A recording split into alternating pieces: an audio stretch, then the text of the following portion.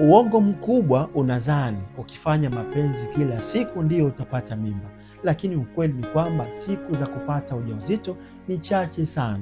Lakini fahamu, ovulation inavyotokezea ndio rahisi mwanamke kuweza kupata mimba. Najua hata wewe bado hadi leo haujajua siku zako rasmi, haujajua siku zako za hatari ambazo unahitaji kufanya nini? Kufanya tendo ili uweze kufanikisha hilo.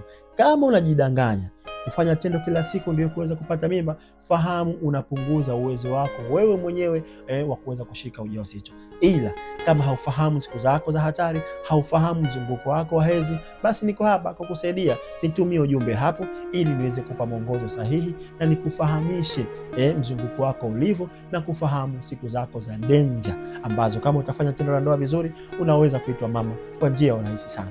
Hakikisha hauishi njiani. Ishare video hii kwa watu wengine ili waweze kujielimisha ujumbe huu. Uzazi sio bahati, ni maandalizi.